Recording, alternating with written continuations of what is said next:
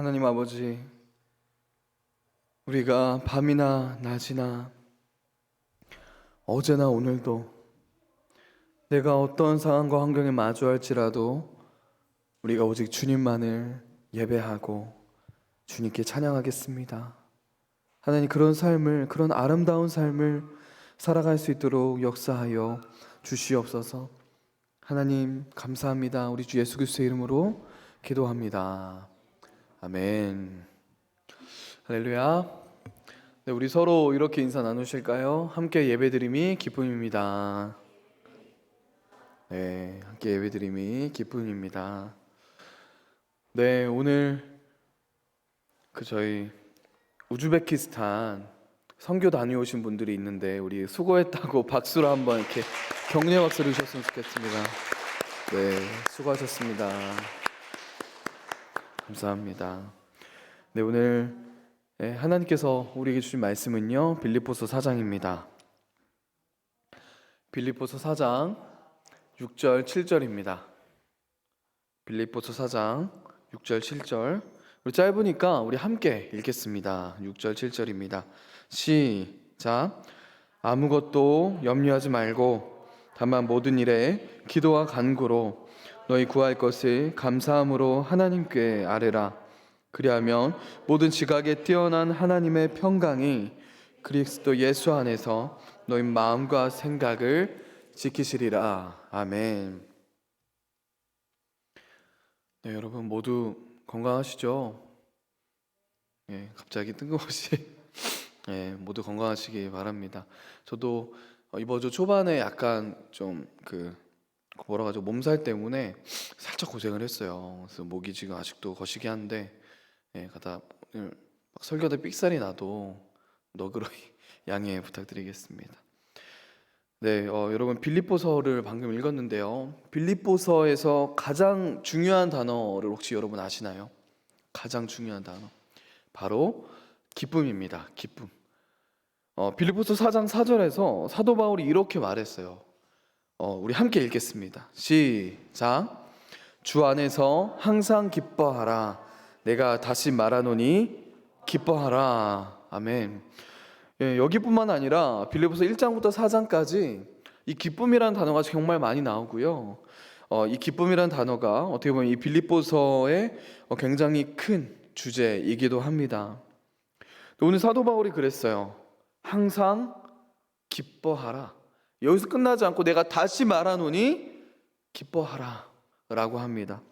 항상 기뻐하라고 하는데 여러분, 사실 우리도 그러고 싶죠. 그러나 우리의 현실을 들여다보면요, 쉽지 않습니다. 그렇지 않습니까? 우리가 항상 기뻐할 게 없게 만드는 것이 있다는 거예요. 우리의 기쁨을 빼앗아가는 것들이 있습니다. 바로 우리가 어떤 사건이나 환경에 처하게 될 때입니다. 우리는 분명한 사실 하나 알고 있어요. 그것은 바로 이 세상 사람들 뿐만 아니라 그리스도인들 역시 힘든 일을 겪는다는 것입니다. 동일하게 고통과 어떤 고난을 마주한다는 거예요. 그렇다면 여러분, 믿음이 있는 사람들과 또는 그렇지 않은 사람들의 반응은 같을까요? 아니면 다를까요? 당연히 달라야 하겠죠. 그렇다면 믿음이 있는 사람은 어떻게 해야 될까요? 분명히 동일한 어려움과 힘든 일을 마주하더라도 그리스도인들과 세상 사람들과의 반응은 다르다고 합니다. 그렇다면 그리스도인들은 이 고난과 어려움 가운데 어떻게 반응할까요? 사도 바울은 이 어려움과 고난을 마주한 그리스도인들이 마땅히 보여야 할 반응에 대해 말해주고 있습니다.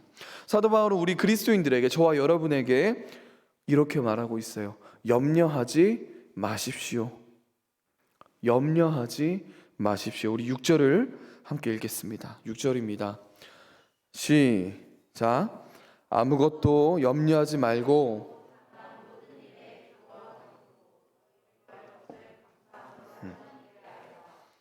아멘. 여러분, 오늘 사도 바울이 우리에게 아무것도 염려하지 말라고 합니다. 왜냐하면 여러분, 이것이요, 우리의 기쁨을 죽이기 때문이에요. 이 염려라는 것이 우리의 기쁨을 죽이기 때문입니다. 실제로 빌립보 교회 가운데 여러 가지 염려할 문제들이 있었어요. 자신들이 사랑하는 목사인 사도 바울이 감옥에 갇혀 있었습니다. 그리고 사도 바울을 돕기 위해 갔던 에바브로니도라는 사람이 있습니다. 은퇴한 군인인데요. 이 자가 심각한 병에 걸리고 말아요. 그래서 이 빌립보 교회 가운데 이 소식을 전해 들은 것입니다. 생명이 위독하다. 굉장히 걱정했을 거예요. 거기에 더해서요, 이 거짓 교사들의 어떤 잘못된 가르침과 성도들 간의 분쟁과 다툼 등 이 빌립보 교회 안에 정말 여러 가지 문제, 염려할 문제들이 있었습니다. 그래서 사도 바울은요, 이런 여러 가지 문제들과 어려움 가운데 있는 빌립보 교회에게 아무것도 염려하지 말라고 권면하는 것입니다. 근데 여러분, 우리가 진짜 아무것도 염려하지 않을 수 있습니까? 빌립보 교회 성도들이요, 여러분 진짜 이 명령 하나에 모든 염려가 사라졌을까요? 아멘, 우리 염려하지 않겠습니다. 염려가 사라졌을까요? 요즘 제가 염려가 참 많습니다. 제가 둘째죠. 이제 딸이 태어난 지 한 정확히 까먹었네요. 56일이었나? 그 정도 됐는데요. 확실히 아들하고는 좀 다르더라고요. 아들 때랑은 다르게 또 염려가 이 힘든 세상 어떻게 살아가지 약간 그런 염려가 많은데 진짜 하나부터 열까지 막 걱정되고 염려되는 게 굉장히 많은 거예요. 여러 가지 염려들이 꼬리를 물고 또 꼬리를 물었습니다. 하나가 해결되면 또 다른 염려가 찾아오고요. 그것이 해결되면 또 다른 또 염려가 찾아오더라고요. 정말 우리의 삶을 보면요, 염려가 얼마나 많은지 모릅니다. 여러분, 이 염려가 언제 끝날까요? 내가 너무 일찍 죽으면 어떡하나 염려하다가도요, 한 85세, 90세가 되면요, 너무 오래 살면 안 되는데 라고 염려하기 시작한다고 해요. 여러분, 사도 바울의 편지를 살펴보며 사도 바울 역시 염려를 많이 했습니다. 특히 여러 교회들에 대한 염려가 분명히 그에게 있었어요. 이렇게 사도 바울조차도 염려하고 있었습니다. 그렇다면 여러분, 그래서 아무것도 염려하지 말라는 이 사도 바울 말의 뜻은 무엇일까요? 여러분, 이 말의 뜻은요, 계속 지속적으로 염려하지 말라는 뜻입니다. 지속적으로 염려하지 말라는 뜻이에요. 마틴 로이드 존스 목사님은 이렇게 설명했습니다. 이 사도 바울의 명령은 염려에 빠지지 말라는 뜻입니다. 염려에 퐁당 빠지지 마십시오. 다시 말해서요, 여러분, 사도 바울의 이 명령은요, 단순히 한순간 염려하는 것을 말하는 것이 아니에요. 이 염려는요, 염려에 퐁당 빠져버려서 지속적으로 계속 염려하지 말라는 뜻입니다. 다른 말로 염려에 사로잡히지 말라는 거예요. 이 염려에게 잡아먹히지 말라는 뜻입니다. 심리학자 중에 어니 젤린스키라는 사람이 있어요. 이 사람이 이렇게 말했습니다. 걱정에 대해서 이렇게 말했어요. 우리가 지금 하고 있는 걱정의 40%는 절대로 일어나지 않을 것입니다. 또한 걱정의 30%는 이미 일어난 일입니다. 뿐만 아니라 걱정거리의 22%는 일어나도 별 볼 일 없는 사소한 일입니다. 그리고 그 걱정의 4%는 우리의 영역 밖의 일입니다. 결국 우리가 진지하게 고민해야 할 걱정거리는 전체 걱정의 4%뿐입니다. 여러분, 이 사람 말에 따르면요, 결국 우리가 걱정하는 것들 중에 진짜 걱정거리는 몇 프로요? 4%라고 말하는 거예요. 여러분, 오카는 목사님께서 염려를 이렇게 비유하셨어요. 염려란 자동차 기어를 중립에 놓고 엑셀을 밟아대는 것이다. 여러분, 최근에 막 운전면허 막 따시고 하신 분들이 있습니다. 여러분, 자동차 기어를 중립에 놓고 엑셀을 밟으면 어떻게 될까요? 운전해 보신 적이 없나요, 여러분? 약간 다들 갸우뚱한 것 같은데 차가 갈까요, 안 갈까요? 안 갑니다. 예, 차가 가지 않죠. 네, 소리는 요란해요. 그러나 앞으로 가지 않습니다.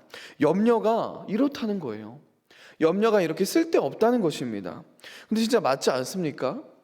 우리의 삶을 돌아보면 일어나지도 않을 일들 또는 우리가 어떻게 할 수 없는 것들을 얼마나 걱정하고 또 염려하는지 모릅니다. 그 당시는 정말 그 상황과 문제가 크게 느껴지죠. 힘들고 어려웠지만 시간이 좀 지나고 나서 돌이켜보니 그때 상황 보면 그게 그렇게 어려웠던 것이 아닌 것이 태반입니다. 근데 여러분, 중요한 게 있어요. 사도 바울은요, 이러한 이유 때문에 염려하지 말라고 한 것이 아니라는 거예요. 여러분, 이 심리학자의 말처럼 어차피 우리가 진짜 걱정해야 할 것이 4%밖에 없으니까 염려하지 마십시오라고 말한 게 아니라는 거예요. 여러분, 우리가 염려하지 않아도 되는 것은요, 저와 여러분이 예수 그리스도 안에 있기 때문입니다. 사도 바울은 이것에 대해 말하고 있습니다. 마태복음 6장 25절에서 30절까지 말씀인데요, 예수님 말씀이십니다. 우리 한 절씩, 저 한 절, 여러분 한 절 교독하시겠습니다. 저부터 읽을게요. 그러므로 내가 너희에게 이르노니 목숨을 위하여 무엇을 먹을까, 무엇을 마실까, 몸을 위하여 무엇을 입을까 염려하지 말라. 목숨이 음식보다 중하지 아니하며 몸이 의복보다 중하지 아니하냐.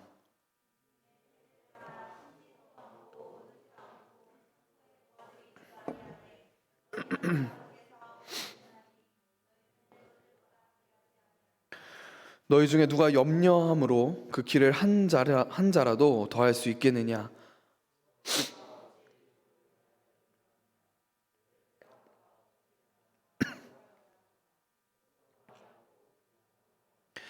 그러나 내가 너희에게 말하노니 솔로몬의 모든 영광으로도 입은 것이 이 꽃 하나만 같이 못하였느니라. 함께 읽겠습니다. 오늘 있다가 내일 아궁이에 던져지는 들풀도 하나님이 이렇게 입히시거든 하물며 너희일까 보냐. 믿음이 작은 자로다. 아멘. 여러분, 예수님이 이 말씀을 누구에게 하셨습니까? 제자들에게 하셨죠. 예수 그리스도 안에 있는 존재들에게 하셨습니다. 즉 저와 여러분에게 하신 거예요.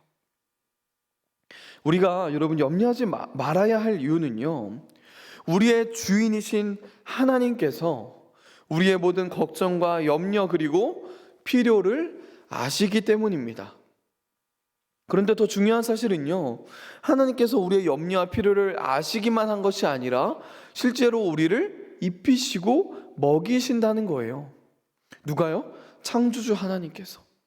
여러분, 누가 나를 가장 잘 알까요? 당연히 우리를 만든 분이시겠죠. 우리를 만드신 하나님께서 우리의 모든 염려와 필요를 아신다는 것은 지극히 당연한 것입니다. 그런데 하나님은 여러분, 그거 별것도 아닌데 왜 염려하고 난리야 하고 호통을 치시면서 모른 채 하시는 분이 아니라는 거예요. 하나님은 여러분, 우리를 위해 모든 것을 내어 주신 분입니다. 자신의 독생자 예수 그리스도까지 우리를 위해 내어 주신 분이 하나님이신데, 그런 하나님께서 어떻게 우리의 염려를 몰라라 하실까요? 그렇죠. 여러분, 그리스도 예수 안에 있는 사람들은요, 모두 이 특권을 누릴 수 있다는 것입니다. 여러분, 기억하십시오. 우리가 염려하지 말아야 할 이유는 우리가 그리스도 예수 안에 있기 때문입니다. 여러분, 동시에 그렇기 때문에 그러한 이유로 우리는 고통과 어려움 가운데 하나님을 찾아야 하는 거예요. 하나님께 아뢰야 하는 것입니다. 6절의 명령처럼 우리는 염려 대신 하나님께 아뢰야 합니다. 여러분, 세상 사람들 역시 어려움과 힘든 일을 마주하게 되면요, 염려해요. 그리고 그들도 염려가 그들에게 도움이 되지 않는다는 것을 알고 있습니다.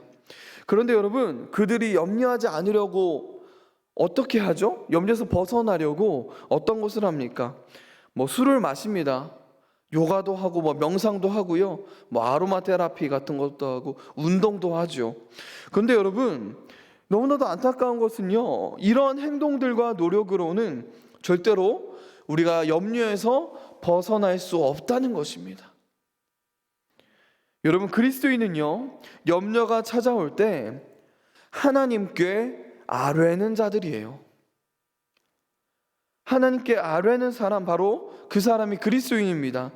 즉 우리는 하나님께 부르짖는 자인 것입니다. 이게 아뢰다라는 말은요, 알려지게 하다 또는 알려드리다 라는 뜻입니다. 즉 우리는 우리에게 염려가 찾아올 때 그것을 마음속에만 두면 안 된다는 거예요.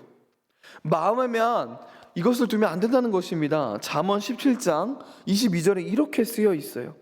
우리 함께 읽겠습니다. 시작. 마음의 즐거움은 양약이라도 심령의 근심은 뼈를 마르게 하느니라. 여러분, 우리가 염려를 마음에만 두면 안 되는 이유는요, 염려를 마음에만 둘 경우 우리는 지속적으로 계속적으로 염려에 빠질 수밖에 없기 때문이에요. 염려를 마음속에 두는 것은요, 아까 말씀드린 것처럼 염려에 빠지는 것과 같은 것입니다. 염려에 사로잡히는 것과 같은 거예요. 그러기 전에, 내가 염려에 퐁당 빠져버리기 전에 하나님께 아뢰라는 거예요. 하나님을 찾으라는 것입니다.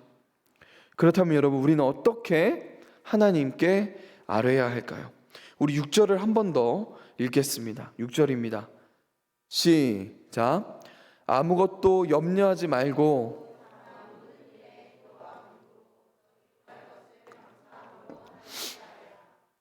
아멘. 사도 바울은 우리에게 기도와 간구로 하나님께 아뢰라고 합니다. 여기서 사도 바울이 말하는 기도는요, 가장 넓은 의미에서의 기도입니다. 즉 감사, 간구, 자백의 요소를 모두 포함하고 있는 기도예요.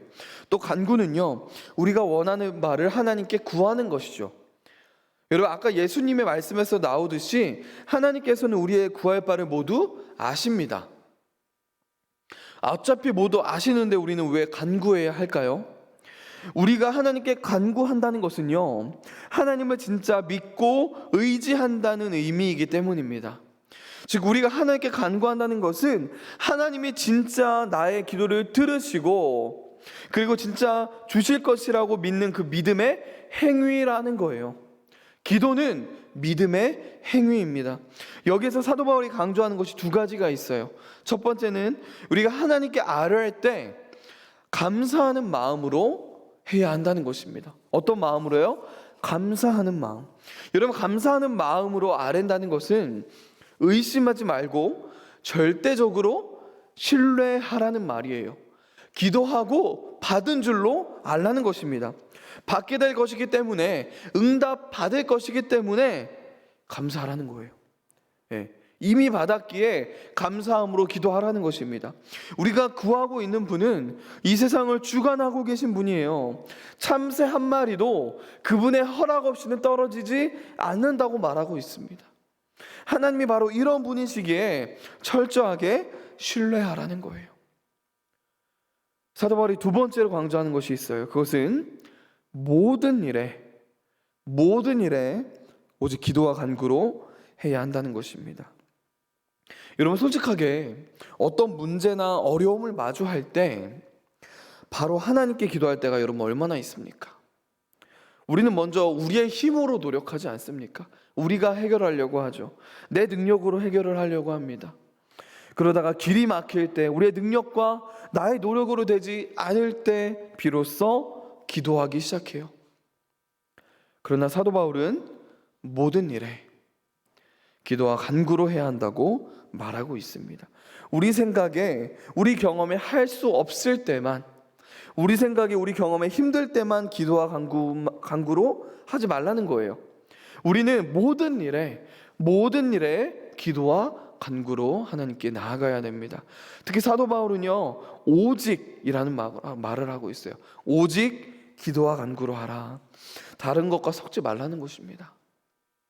나의 노력, 나의 열심과 능력과 섞지 말라는 거예요. 우리는 어떤 문제와 어려움을 마주할 때뿐만 아니라 삶이 평안할 때, 문제가 없을 때도 언제나 가장 먼저 무릎을 꿇고 하나님께 기도해야 하는 그런 사람들이라는 것입니다. 우리는 모든 일에 오직 기도와 간구로 해야 합니다. 여러분, 오늘 사도 바울은요, 우리가 어려움과 힘든 일을 마주했을 때 염려하지 말고 기도와 간구로 하나님께 아뢰라고 했습니다. 근데 여러분, 이렇게 우리가 사도 바울의 명령처럼 염려하지 않고 기도를 하면요, 과연 우리는 어떻게 될까요? 가장 첫 번째로 내가 변합니다. 뭐라고요? 기도하면 내가 변합니다. 솔직하게 우리가 예상하고 원하는 것은 뭐죠? 그 문제가 해결되는 거예요. 즉 우리는요, 우리의 상황과 환경이 바뀌는 것을 원합니다. 그리고 이것이 우리에게는 아주 자연스러운 결과일 것 같아요. 근데 여러분, 다음 절인 7절을 읽어보면요, 사도 바울은 우리의 예상과는 전혀 다른 결과에 대해 말하고 있습니다. 우리 7절을 함께 읽겠습니다. 시작. 그리하면 사람의 헤아림을 그리하면 모든 지각에 뛰어난 하나님의 평강이, 아멘.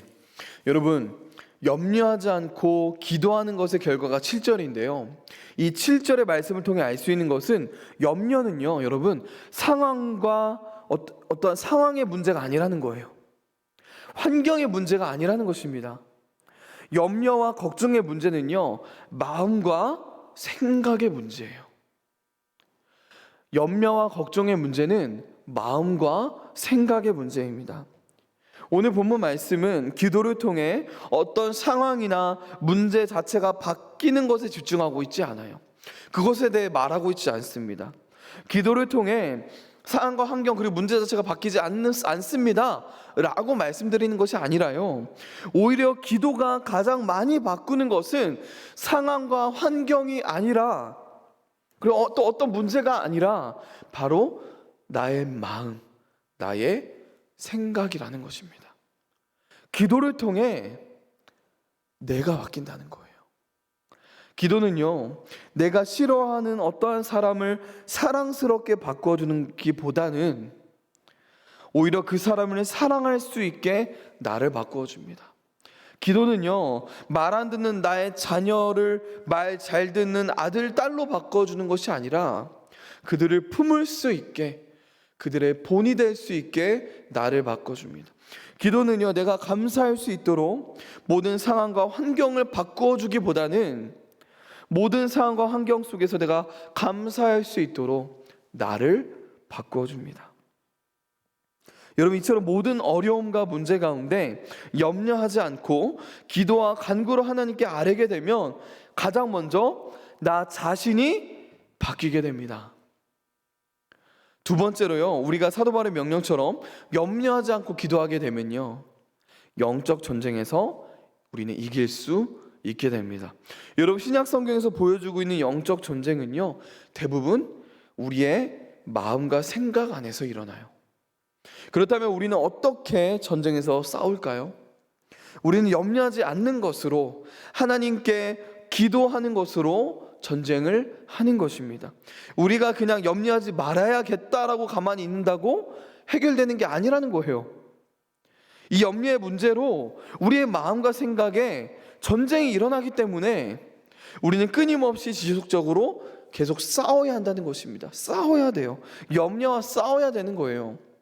근데 우리 이 영적 전쟁을 어떻게 이길 수 있을까요? 바로 오늘 말씀에서는 이 단어를 말하고 있어요. 평화라고 말하고 있습니다. 여러분, 기도하면, 저번 주도 말씀을 나누었죠, 마음의 평화가 오는 게 아니에요. 기도하면 우리에게 평화가 주어지는 것이 아닙니다.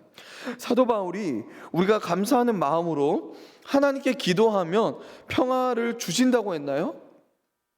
아니에요. 7절을 자세히 보세요. 우리가 절대로 헤아릴 수 없이 크고 놀라운 하나님의 평화가 우리를 지켜준다고 합니다. 평화가 우리를 지켜준대요. 불교나 다른 종교에서 말하는 기도하는 차원이 다른 것이죠. 기도에서 내 마음이 비워지고 내 마음에 평화가 가득해지는 것, 그것을 말하는 게 아니에요. 평화가, 그것도 하나님의 평화가 우리를 지켜준다고 합니다. 영적 전쟁이 일어나는 우리의 생각과 마음을 지켜준다고 해요. 언제요? 우리가 기도할 때, 우리가 염려하지 않을 때. 즉 우리는 하나님의 평화로 말미암아 이 영적 전쟁을 이길 수 있는 것입니다. 로마서 14장 17절에서 사도 바울이 이렇게 말합니다. 우리 함께 읽겠습니다. 시작. 하나님의 나라는 먹는 것과 마시는 것이 아니요 오직 성령 안에 있는 의와 평강과 희락이라. 하나님의 나라가 뭐래요? 성령 안에서 누리는 의와 평화와 희락이라고 말하고 있습니다. 빌립보서에 모두 나오는 것들이에요. 모두 등장하는 단어들입니다. 사도 바울은 3장 9절에서 의에 대해 이야기했고요. 빌립보서 전체에서 특히 4장 4절에서 희락, 즉 기쁨에 대해서 이야기했죠. 그리고 오늘 본문 말씀에서 평화에 대해 말하고 있습니다. 즉 빌립보서는요, 하나님의 나라에 관한 그런 편지이기도 하다는 거예요. 더 자세히 말하면요, 빌립보서는 성도가 하나님의 나라를, 천국을 누리는 것에 대한 편지인 것입니다. 여러분, 우리가 어려움 가운데 염려하지 않고 기도와 간구로 하나님께 아뢰일 때 우리는 하나님의 나라를 누릴 수 있게 된다는 것입니다. 이 평화가 우리로 하여금 우리의 마음과 생각에서 일어나는 영적 전쟁에서 승리하게 해준다는 거예요. 왜요? 우리가 기도할 때, 하나님께 아뢰할 때 우리는 하나님의 나라를, 천국을 누리기 때문입니다. 즉 사도 바울이 말하는 하나님의 평화는 하나님의 나라이기도 하다는 거예요. 하나님의 나라를 누림으로써 나오는 하나님의 평화라는 것입니다. 여러분, 오늘 이 사도 바울의 말씀을 좀 정리해 봤으면 좋겠습니다. 사도 바울은 우리가 어떤 문제와 어려움을 마주할 때 계속적으로 염려하지 말라고 합니다. 염려에 퐁당 빠지지 말라고 말하고 있죠. 그리고 염려 대신 기도와 간구로 하나님께 아뢰라고 했습니다. 즉 사도 바울은 우리에게 염려가 찾아올 때 우리의 마음과 생각이 요동칠 때마다 그때마다 염려를 기도로 바꾸어야 함을, 나에게 찾아오고 염려를, 내가 가지고 있는 그 염려를 기도로 바꾸라고 말하고 있다는 것입니다. 그렇게 하면 어떻게 된대요, 여러분? 가장 먼저 내가 바뀝니다. 그리고 우리는 이 전쟁에서 승리할 수 있게 될 것입니다. 무엇으로요? 하나님이 주시는 평화. 하나님이 주시는 평화로요. 이 하나님의 평화를 누리는 사람은 동시에 하나님의 나라를 누리는 사람인 것입니다. 즉 우리가 기도할 때, 하나님께 아뢰할 때 우리는 하나님의 나라를 누리게 되는 것입니다. 여러분, 오늘 말씀에서 나는 모든 것을 거꾸로 하면 어떻게 되죠? 하나님의 나라를 사는 사람은, 하나님의 나라를 누리는 사람은 어려움 가운데 염려하지 않으며 기도와 간구로 하나님께 아뢰는 사람입니다. 그리스도인이 그런 존재라는 거예요. 여러분, 혹시 기도하지 않고 염려하고 계십니까? 걱정하고 있나요? 여러분, 염려하지 말고 하나님께 아뢰십시오. 여러분, 앞으로도 저와 여러분의 삶 가운데 정말 수많은 어려움과 고난이 찾아올 것입니다. 그때 여러분에게는 선택권이 있습니다. 염려할 것인지 기도할 것인지. 무조건 둘 중 하나입니다. 여러분, 염려하지 마십시오.